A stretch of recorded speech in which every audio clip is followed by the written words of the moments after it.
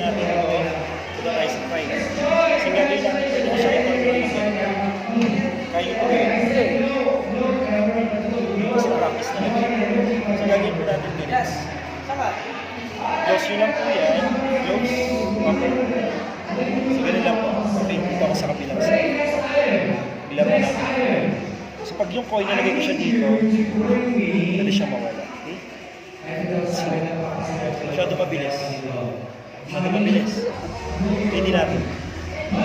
Close po natin, then squeeze ko lang siya, then stop. Ito na naman.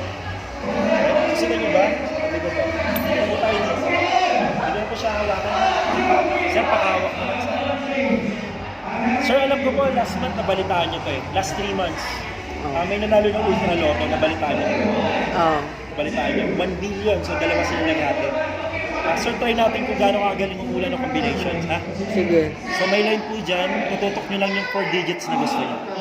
Okay, kahit ano po. Kahit ano? Kahit ano po. Itutok ko, gagawin ko na? Yes po. Mansari na naman. Charing. Okay, sir, bago nyo buksan, pakita nyo muna sa akin. Yes. 1504. Ano po yan? Ano po yung number na yan? Wala lang, naisip ko lang. Okay, try po natin yan lock. Okay na lang po mag-unlock. Hilayin nyo po yung pinaka. Ayaw? So mali po yung combinations. Mali. So hindi ko po siya hawakan ha. Sir, sa inyo po yung sing-sing ba? Magkano po yung bilhin nyo sa sing-sing? Para if ever na hindi ko na siya mabuksan, mabayaran ko na lang. Mahal. Joke lang po, ganito. Sir, ganito na lang. Dahil sa inyo yung sing-sing, if you don't mind, anong year kayo pinanganak? Taon lang po. 1994. Charot, 1994. Sir, pwede pakalagay sa 1994, please. 90. Sure, impress ka ba pag nagbukas yan? Sa year of birth mo? Sure. Subukan natin.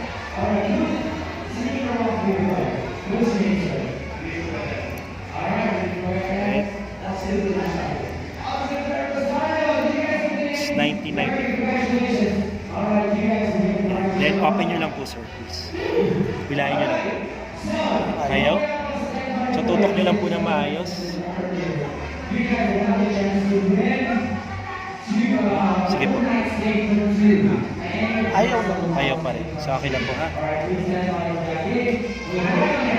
Ayun, may hindi pala nakatuloy.